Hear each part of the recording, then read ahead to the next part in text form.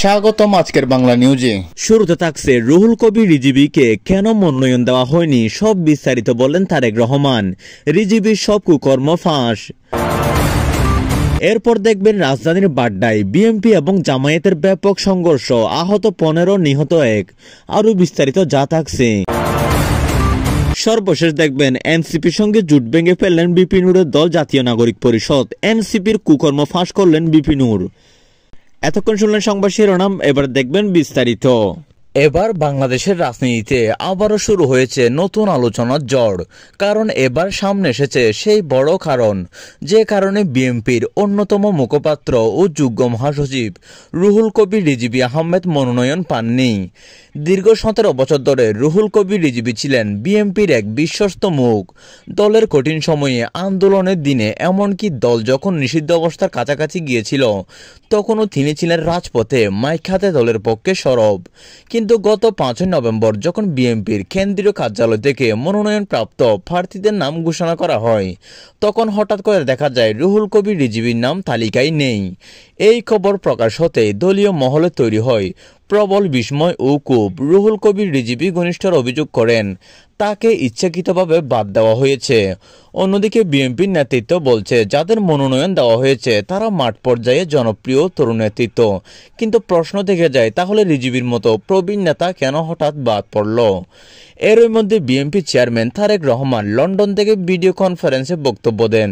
তিনি বলেন, দল কারো ব্যক্তিগত সম্পত্তি নয়। যারা দলের নামে ব্যবহার করে ব্যক্তিগত স্বার্থে কাজ করেছেন তাদের বিরুদ্ধে কঠোর সিদ্ধান্ত নেওয়া হবে। তারেক রহমান সরাসরি নাম না নিলেও দলীয় সূত্র জানায় এ মন্তব্য মূলত রুহুল কবির রিজভীকে উদ্দেশ্য করেই করা হয়েছে। দলের অভ্যন্তরীণ তদন্তে বেরিয়ে এসেছে বেশ কিছু অভিযোগ। বলা হচ্ছে রিজভী নাকি গত কয়েক বছর ধরে কিছু বিতর্কিত আর্থিক চুক্তি ও প্রভাব খাটানোর অভিযোগে জড়িয়ে পড়েছিলেন। এমনকি কেন্দ্রীয় দপ্তরের কিছু নথি নাকি তার অনুমতি ছাড়া ব্যবহার করেছিলেন, যা বিএনপির উচ্চ পর্যায়ের ক্ষোভের জন্ম দেয়। আরেকটি সূত্র জানায় গত বছরের ডিসেম্বরে রিজভীর ঘনিষ্ঠ এক নেতা দলীয় তহবিলের একটি অংশ ভুলভাবে ব্যবহার করেছেন বলে অভিযোগ উঠে। বিষয়টি তদন্তে গেলে রিজভী নাকি সেটিকে ভুলভাল বুঝিয়ে বলে উড়িয়ে দিতে চান। সেখান থেকে শুরু হয় অবিশ্বাসের বীজ। এদিকে রিজভী সমর্থকরা বলছেন রিজভী ভাই বিএনপির মুখ। তার কণ্ঠে আন্দোলনের বার্তা শুনে রাজপথে নামে এমন একজন নেতাকে বাদ দেওয়া মানে দলের আবেগকে আঘাত করা। কিন্তু কেন্দ্রীয় নেতৃত্ব বলছে দল এখন শুদ্ধি অভিযানে, ভুল করলে কেউ ছাড় পাবে না। রাজনৈতিক বিশেষজ্ঞরা মনে করছেন বিএনপির এই সিদ্ধান্ত দলীয় সংস্কার প্রক্রিয়ারই অংশ। দীর্ঘদিন নেতাদের পরিবর্তে তরুণ মাঠে থাকা কর্মীদের সুযোগ দেওয়ার চেষ্টা করছে দল। তবে এই সিদ্ধান্তে যে দলের ভিতরেই তীব্র অস্থিরতা তৈরি হয়েছে তা এখন স্পষ্ট। সর্বশেষ রুহুল কবির রিজভী এখনো আনুষ্ঠানিকভাবে কিছু বলেননি, তবে ঘনিষ্ঠ মহল ইঙ্গিত দিয়েছে তিনি খুব শীঘ্রই সাংবাদিকদের মুখোমুখি হয়ে নিজের অবস্থান পরিষ্কার করবেন। দেশ জুড়ে এখন একটাই প্রশ্ন ঘুরছে, 17 বছরের অবদান কি একদিনে শেষ হয়ে যাচ্ছে? এক সিদ্ধান্তের মধ্যে শেষ। রিজভী কি আর মনোনয়ন পাবে না? এদিকে রাজধানীর বাড্ডায় আজ বিকেলে বিএনপি ও জামায়াতের নেতাকর্মীদের মধ্যে সংঘর্ষের ঘটনা ঘটে, যা স্থানীয়দের জন্য এক ভয়ঙ্কর দৃশ্য হিসেবে পরিণত হয়। সকাল থেকে এলাকায় উত্তেজনা তৈরি হয়েছিল, কিন্তু বিকেলে প্রায় 4টার দিকে পরিস্থিতি হঠাৎ নিয়ন্ত্রণের বাইরে চলে যায়। দুই পক্ষ ইট, লাঠি, বাঁশ এবং অন্যান্য অস্ত্র সদৃশ বস্তু নিয়ে মুখোমুখি হয়ে দাঁড়ায়, আর মুহূর্তের মধ্যে পুরো এলাকা যেন যুদ্ধক্ষেত্রে পরিণত হয়। দোকানপাট বন্ধ হয়ে যায়, যান চলাচল বন্ধ হয়ে যায়। সাধারণ মানুষ আতঙ্কে আশ্রয় নেয় ঘরের ভিতর বা পার্শ্ববর্তী গলিতে। কিছু প্রত্যক্ষদর্শী জানান মুহূর্তে চিৎকার, ধোঁয়া আর দৌড়ঝাঁপের মধ্যে মানুষ নিজেদের নিরাপদ স্থানে পৌঁছানোর চেষ্টা করছিল। পুলিশ ও র্যাব দ্রুত ঘটনাস্থলে পৌঁছায় এবং পরিস্থিতি শান্ত করার চেষ্টা শুরু করে। প্রথমে তারা কেবল লোকজনকে শান্ত করার চেষ্টা করলেও দুই পক্ষের নেতাকর্মীরা পিছু হটেনি। পরে আইনশৃঙ্খলা বাহিনী টিয়ার সেল এবং রাবার বুলেট ছুড়ে পরিস্থিতি নিয়ন্ত্রণে আনে। দীর্ঘ 1 ঘন্টা চাপাচাপি ও সংঘর্ষের পর বিকেলে 5:30টার দিকে আংশিকভাবে এলাকা শান্ত হয়, তবে সংঘর্ষের উত্তেজনা এখনও বাতাসে বিরাজ করছে। প্রাথমিক তথ্য অনুযায়ী সংঘর্ষে অন্তত 15 জন আহত এবং 1 জন নিহত হয়েছেন। আহতদের মধ্যে কয়েকজনের অবস্থা আশঙ্কাজনক। আহতদের ঢাকা মেডিকেল কলেজ হাসপাতাল সহ বিভিন্ন বেসরকারি ক্লিনিকে নেওয়া হয়েছে এবং হাসপাতালে উপস্থিত চিকিৎসকরা জানান কিছু আহতদের অবস্থা সংকটজনক, ফলে তাদের তাৎক্ষণিক চিকিৎসা চলবে। আহতদের মধ্যে বিএনপি এবং জামায়াত উভয় দলের স্থানীয় নেতাকর্মীরাও রয়েছেন। স্থানীয় প্রত্যক্ষদর্শীরা জানান হঠাৎ মিছিল এলো এবং তারপর উভয় পক্ষ মুখোমুখি হয়। কয়েক মিনিটের মধ্যে এলাকা যেন যুদ্ধক্ষেত্র পরিণত হয়। এক স্থানীয় দোকানদার বলেন, দোকান বন্ধ করে আমরা ভিতরে আশ্রয় নিই, মনে হচ্ছিল যেন যুদ্ধ শুরু হয়ে গেছে। অন্য বাসিন্দারা বলেন, এত ভয়ঙ্কর পরিস্থিতি আগে কখনো দেখেনি। চিৎকার আর ধোঁয়া এমনভাবে ছড়িয়ে পড়েছিল যে সবাই নিরাপত্তা স্থানে ছুটছিল।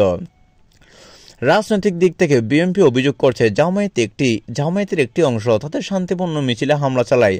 অন্যদিকে জামায়াত বলছে প্রথমে বিএনপির পক্ষ থেকে উত্তেজনা সৃষ্টি হয়েছে, উভয় পক্ষই দোষারোপ করছে আর প্রশাসন দ্রুত পরিস্থিতি নিয়ন্ত্রণে রাখার চেষ্টা করছে। ঢাকা মহানগর পুলিশের এক কর্মকর্তা জানান, পরিস্থিতি আপাতত নিয়ন্ত্রণে আছে এবং আমরা ঘটনাস্থলে অতিরিক্ত ফোর্স মোতায়েন করেছি। জড়িতদের শনাক্ত করে আইনি ব্যবস্থা নেওয়া হবে।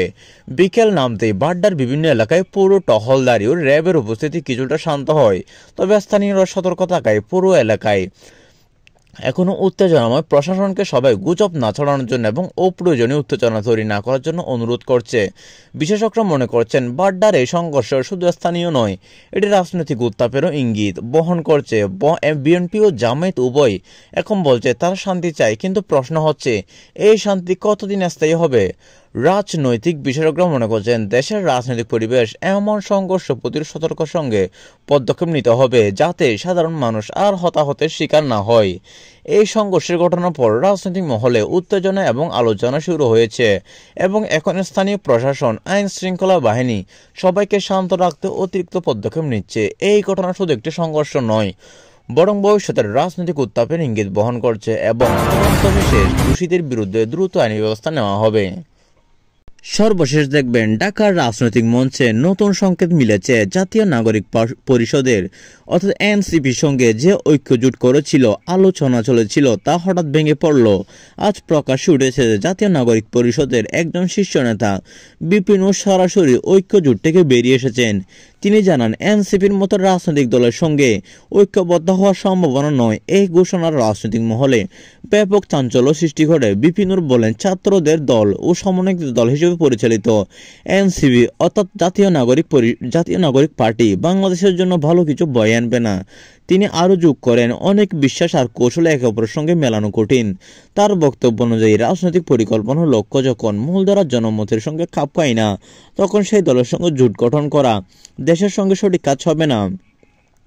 এনসিপির সঙ্গে সমন্বয় নিয়ে চলা ও আলোচনার প্রেক্ষাপটে আজকের এই সিদ্ধান্ত রাজনৈতিক মহলে দারুণ আলোচনা সৃষ্টি করেছে। বিশেষজ্ঞরা বলছেন, বিপিনুরের পদক্ষেপ রাজনৈতিক স্থিতিশীলতা এবং জোট গঠনকে প্রভাবিত করবে এবং মাধ্যমে নির্বাচনী কৌশল ভবিষ্যতের রাজনৈতিক মানচিত্র পরিবর্তন আসতে পারে। বন্ধুরা, আজকে এই ছিল আমাদের খবর। আজকে